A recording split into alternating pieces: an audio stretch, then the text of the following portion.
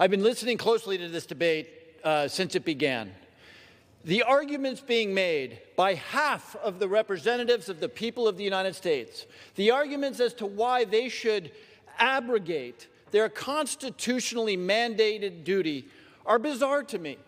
Most of the arguments have been something that is not an argument, that Iran is evil, that they hate the U.S., that they mean us ill. The majority will find no argument over here that that is true. But oddly enough, the founders, when they wrote the Constitution, they didn't say you shall declare war only when it's not clear that the belligerent is evil or means us ill.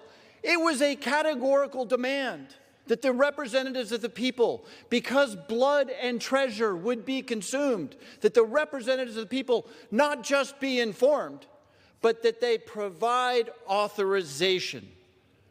Now, I've heard the majority say that the danger was imminent. I'm the ranking member of the Intelligence Committee, and I can tell you with authority that in the last 10 years, Iran's ability to create mayhem, while still very substantial, is at an ebb.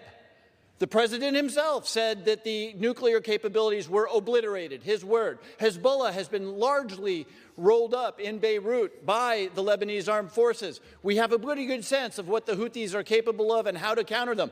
So if the argument is imminent, that's absurd.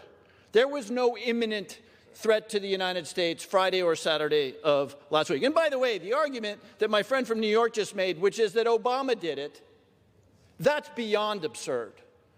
I wasn't here when Obama did it.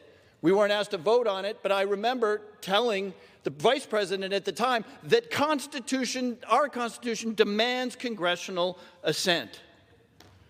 Congress was not notified. It was not briefed, but that doesn't matter. What matters is that the Constitution is clear that with 6 dead Americans, with our treasure being consumed, we must approve this action. Gentleman's time has expired. Vote yes. 30 more seconds. It's not about informing. And by the way, this Congress was not informed. 8 members of this Congress were informed.